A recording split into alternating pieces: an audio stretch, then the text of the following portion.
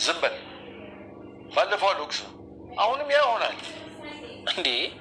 አባዬ ሰላም ጤና ይስጥልኝ ውድ ተመልካች፣ እንደናችሁ? ደህና ናችሁ ወይ? ሁሉ ሰላም፣ ሁሉ መልካም ነው። እግዚአብሔር ይመስገን እኔ በጣም ደህና ነኝ። እንግዲህ ዛሬ እየላችሁ የመጣሁት ክፍል 35 ቱቱ ድራማ ነውና ይህንም ቪዲዮ ሰብስክራይብ እና ላይክ እያደረጋችሁ ብታበረታቱኝ ደስ ይለኛል ማለት ነው። እንግዲህ አዲስ ቪዲዮ እየላችሁ የመጣሁት ቱቱ ድራማ እንግዲህ አባቱና ካሌጥና አባቱ በጣም እየተጣሉ ነው። ካሌጥና አባት ለምንድን ነው እየተጣሉት? ምክንያታቸው ምንድን ነው? ውድ ተመልካች እንግዲህ የነሱ ምክንያት የተጣሉበት አይደማመጡም። ካሌጥ ደግሞ እኔ አባትየው ደግሞ እንደዚህ አይደለም እያሳደግኩህ፣ ምክንያትህ ምንድን ነው? ችግርህ ምንድን ነው እያለው ነው። እንግዲህ የእሱን ችግር ካሌጥ ምንም ሊናገር አልቻለም። ችግሩን እንግዲህ ሊፈታቱም ምንም ነገር አልቻሉም ማለት ነው። እና የእነሱ ችግር እንግዲህ ለምን እንደ አባትና ልጅ ለምን እንደሚጋጩና ለምን እንደሚጣሉ አልታወቀም ማለት ነው። እና ያልታወቀበት ምክንያት ስለዚህ እንግዲህ ቲና ደግሞ ዛሬ ቲናና ካሌጥ ዛሬ ተገናኝተው ነበረ። ቲናና ካሌጥ እንግዲህ ሲገናኙ ውድ ተመልካች ተነሽና ውጭልኝ ሲላት ነበረ። የምወጣው በቀላሉ አይደለም፣ የምወጣው ምክንያት አለኝና ያለ ምክንያት የትም መውጣት አልችልም እያለችው ነው። እና ምክንያትሽ ምንድን ነው ብሎ ካሌጥ ደግሞ ሲጠይቃት ነበረ ቲናን። ቲና እንግዲህ እኔና አንቺ የምንፋታበት ቦታ አለን፣ ችግሩ ምንድን ነው? እንፋታለን ብሎ እንግዲህ ካሌጥ ሲጠይቃት ነበረ ቲና በዚህ መካከል ደግሞ እኔ እንደዚህ አይደለም፣ በቀላሉ አይደለም የምንፋታው እንትን ነው፣ በህግና በደንቡ ነውና ያለውን ነገር ደግሞ አብረን ተከፋፍለን ነው የምንፋታው በሚል ሁኔታም በመካከላቸው ነገሮቹን አስገብተው ነበረ። ነገር ግን እንደዛ ቢሉም ቲና ፈቃደኛ አይደለችም። ቲና እንግዲህ ብርም አብረው የሰሩትን ብር ስላለ ነው መሰለኝ ብሩንም ቲና ትፈልገዋለች። ነገር ግን ብሩንም ቲና ከፈለገች ብትፈልገውም ነገሮቹ በቀላል የሚፋቱ አይደሉምና ቲና ለአንድ ቀን እኔ እናንተ አብረን ቡናና ሻይ ጠጥተን በልተን ጠጥተን ከዛ በኋላ ተገባብዘን ያለውንም ነገር ተከፋፍለን ነው የምንፋታው ብላ ስትጠይቀው ነበረና አሳይሻለሁ ያለውን ነገር ብሎ እንግዲህ ብሎ ነው ሞባይሉን ለጥ አድርግቶ ሞባይሉን አሳይቶ ከዛ በኋላ ነው አሳይሻለሁ ብሎ የወጣው። በመካከሉ እንግዲህ ለሽማግሌው ሲነግረው ነበረ።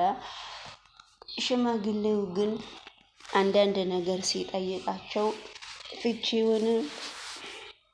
ፍቺውን እየቋጨችው ቲና 450 ብርና ውጪ አብረን ሄደን ተጋብዘን ተነጋግረን ነው የምንፋታው ብላ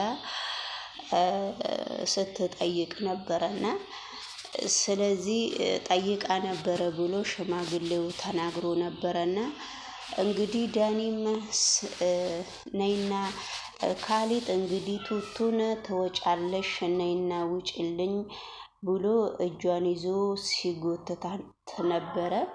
በጣም እየጎተታት ነው።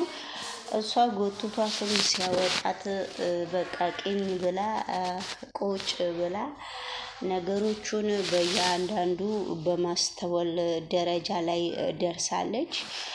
ካሊድ ደግሞ የራሱን እርምጃ ማንሳት ይፈልጋል ማለት ነው ውድ ተመልካች።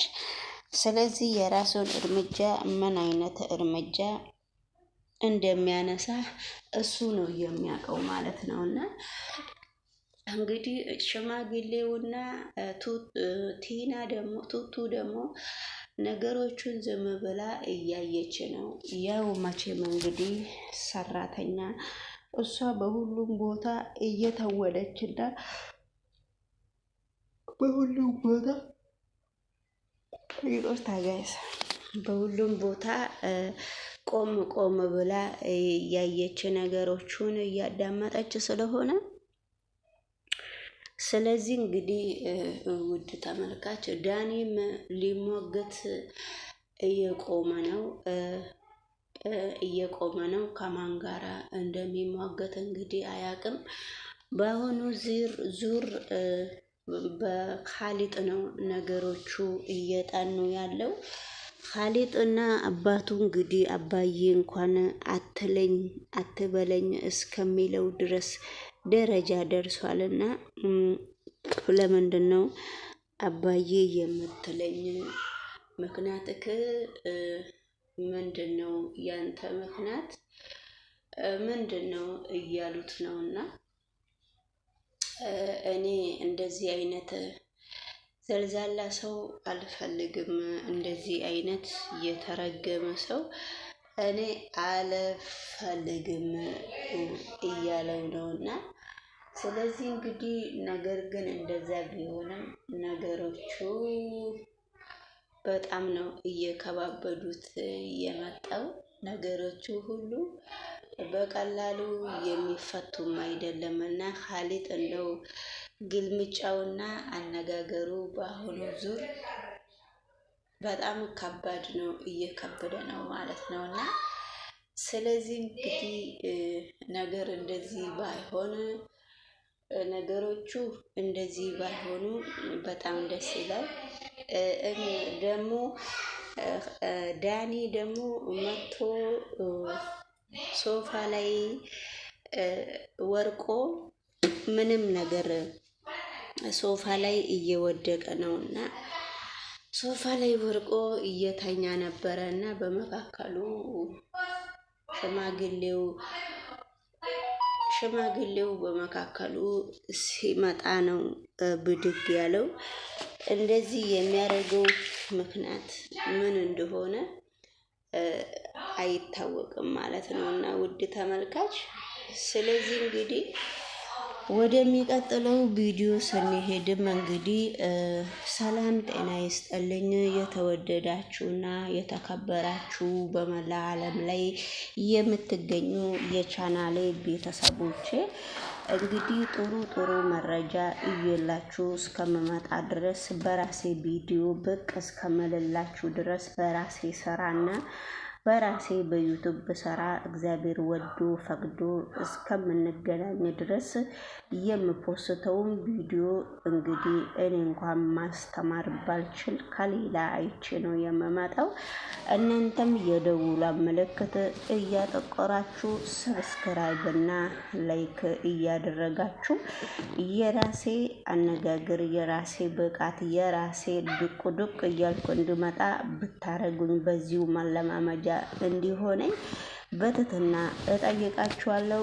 በተረፈ ሁላችሁንም እወዳችኋለሁ፣ አከብራችኋለሁ። ባላችሁበት ቦታ የእግዚአብሔር ሰላምታ ብዝት ይበልላችሁ። ደህና ሁኑ።